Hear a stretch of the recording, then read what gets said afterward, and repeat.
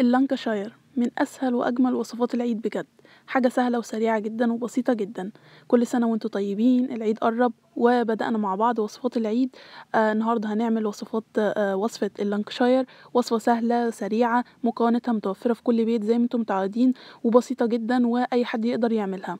جميلة جدا، وهي أصلا بديل البيتي تقدروا انتوا تعملوها، ولذيذة قوي قوي قوي بجد. كل اللي هيدوقها هيتعجبوا جدا وناجحة 100%.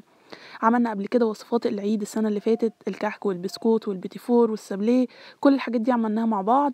النهارده هنعمل بقى وصفات مختلفة وجديدة هتعجبكم ان شاء الله. هسيب لكم برضو كل الوصفات اللي احنا عملناها السنة اللي فاتت تحت في صندوق الوصف لو حابين تشوفوها. ويلا نبدأ بسم الله ونسمي في المقادير ونعرف مقادير اللانكشاير ايه هي. اول حاجه كده المكونات اللي احنا محتاجينها، محتاجين 2.5 كوباية من الدقيق. دي طبعا مخصص للكحك والبسكوت، يكون دقيق ضعيف. وكمان معايا هنا 250 جرام من السمنه الساقعه. وكمان معايا هنا نص كوبايه من النشا، وكوبايه الا ربع من السكر البودر، وبيضه واحده، ومعلقه صغيره من البيكنج باودر، وربع معلقه صغيره من الفانيليا.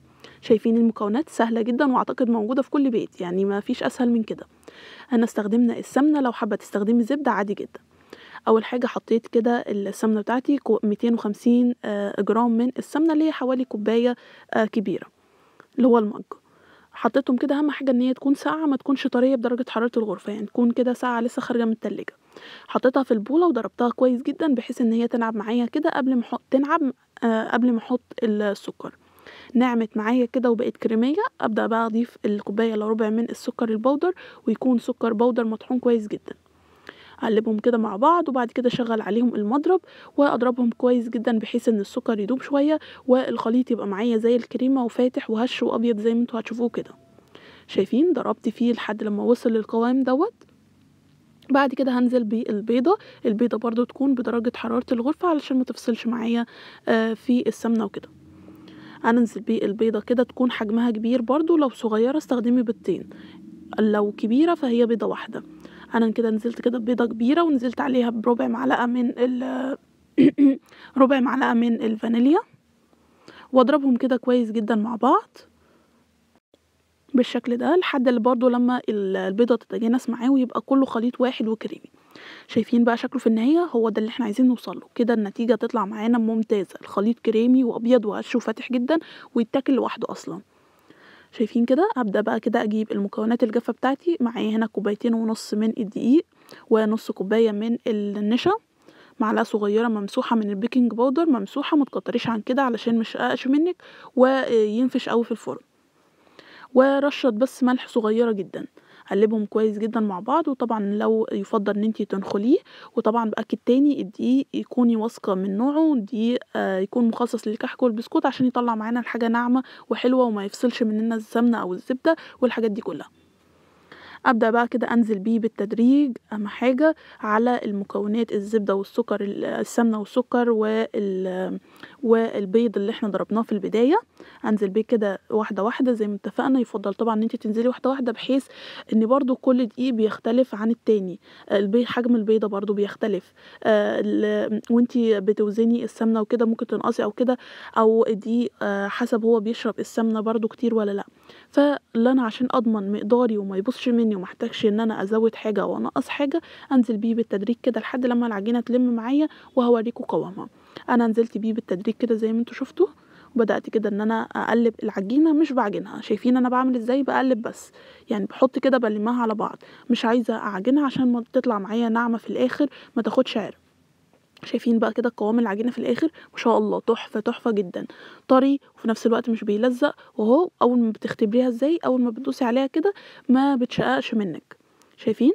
مظبوطه جدا. ضروري جدا تظبطوا كميه الدقيق وتزودوه واحده واحده. طب لو حسيتوا ان هي طريه منكم يعني بتلزق مننا جامد جدا في الايد، وطبعا لو دخلتيها الفرن على كده هتفرش منك وهتسيح جامد، فضروري جدا انه نمشي على المقادير بالظبط كويس قوي. لو لقيتها طريه هزود بس معلقه دقيق لحد ما تظبط. طب لو لقيتها ناشفه وبتشقق مني هزود بس معلقه سمنه، بس ما كترش، امشوا على المقدار بالظبط وهو يطلع معاكم ممتاز. خلاص بقى كده عجننا العجينه وظبطت معانا وبقت زي الفل. ابدا بقى ان انا اشتغل بيها على طول، مش محتاجه ان انا اريحها ولا اي حاجه. اجيب بس الصاج اللي انا هشتغل فيه، مش هدهنه برضو ولا سمنه ولا اي حاجه خالص، هي العجينه فيها كميه سمنه كويسه جدا. وابدا ان انا اشكله كور صغننه، يعني قد البليه بالظبط، قد البليه صغيره جدا، لان طبعا لسه هيدخلوا الفرن. فيها بيكنج باودر وفيها بيض، هتنفش شويه وهتكبر حجمها، فتبقى حجمها صغنن كده، زائد ان احنا هنلزق اتنين فوق بعض. فعشان ما تبقاش كبيره كده وضخمه وشكلها مش حلو، نعملها كده صغننه خالص كده قد البليه. وطبعا تكوني حريصة جدا ان كل المقاس يبقى قد بعضه، علشان يطلع كده معانا الشكل متناسق في الاخر وشكله حلو وجميل. شايفين بقى شكله؟ اخلص بقى كل الكمية بنفس الطريقة دي.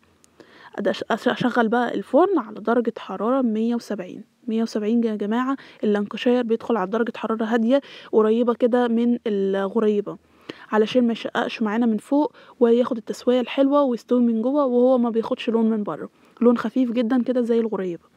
فدخله الفرن كده يكون ساخن على 170، بياخد حوالي من 10 ل 12 ماكسيمم 15 دقيقة بالظبط. بعد كده ما بيخرج من الفرن بسيبه يبرد تماما في نفس الصاج، ما بحركوش ولا المسه ولا اي حاجه. وبعد كده بقى ببدا ان انا اشيله وهنشتغل فيه. ده كده شكله بعد ما طلع من الفرن. شايفين ما شاء الله ريحته قلب الدنيا وتحفه وناجح جدا، وطبعا يعني الشكل يتحدث عن نفسه. بلمسه ناعم جدا وهيطلع معانا دايب كده في البق، وحاجه في منتهى الجمال. شايفين شكله بقى؟ ما فرش يا دوبك بس ادانا كده البومبي الخفيف، اللي هي الفرشه الحلوه الخفيفه، مسحش مننا، المقادير مظبوطه 100%. خد اللون الخفيف قوي من تحت، مش عايزين نتقل عليه في اللون علشان ما يبقاش ناشف معانا ويبقى مش حلو. خلاص بقى كده بارد الكميه اللي معايا، ابدا بقى اجهز الحشوات بتاعتي. انا هنا هحشي بالمربى او لزقيه بالمربى، ومعايا جوز هند ومعايا فرماسيل. طبعا انا بعشقه بالجوز الهند، بيبقى خطير بالجوز الهند.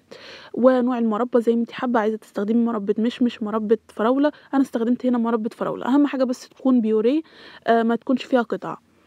ببدأ ان انا كده الزقه، طبعا زي ما انتوا عارفين كده، زي ما بنلزق البيتي فور. باخد كده واحده كده من تحت وبحط عليها شويه كده من المربى. واهم حاجه بس والنبي المربى تكون يعني بيوريه، عشان ما تتعبكمش كده زي انا كانت عندي قطعه، فكنت بضطر ان انا اهرسها كده عشان احطها. بلزق كده عليها واحده كده من فوق، وبعد كده بحطها في جوزة الهند او طبعا الفارماسيل زي ما انت عايز. بصوا بضغط كده عليها، فبيبدأ المربى تطلع من على الجناب، فبالتالي بيلزق عليها الحاجه اللي انا عايزه احطها. شايفين شكلها؟ تحفه تحفه جدا جدا، وشيك جدا في التقديمات بقى لضيوفك كده في العيد. جهزوها بقى كده واعملوها، بتبقى خطيره. شايفين؟ ابدا بقى كده اخد واحده تاني وبحط عليها كده الغطا بتاعها من فوق بالشكل ده، واحطها كده في جوز هند زي ما قلت لكم. بالجوز الهند روعه كده، وبالذات انا بحب كده يعني اغلفها كلها كده بجوز الهند، بتديني شكل رائع كده من بره. بس زي ما انتي حابه، عايزه يعني تشكليها من اي حاجه جوانب كده، اي حاجه من بره، زي ما قلت لكم فرماسيل او سبرينكل او كوست الهند، زي ما انت عايزه المتوفر عندك، او مكسرات سوداني بندق اي حاجه، فستق، يعني اي المتوفر عندك. بس زي ما قلت لكم بالجوز الهند خطيره خطيره، واللي بيحب جوز الهند هتعجبه جدا بيها. شايفين شكلها؟ حطيتها هنا كده في السبرينكل، وهنا برضو كده حطيتها في جوز الهند. بصوا جوز الهند بغلفها بيها كده كلها، فبتديني شكل حلو كده في الاخر في التقديم. بس كده، وده كان شكلها في الاخر. دي كده كل الكميه اللي احنا عملناها ما شاء الله، يعني طلعت لي فوق الكيلو. كوبايتين ونص من الدقيق طلعوا لي حوالي اكتر من كيلو من اللانكشاير.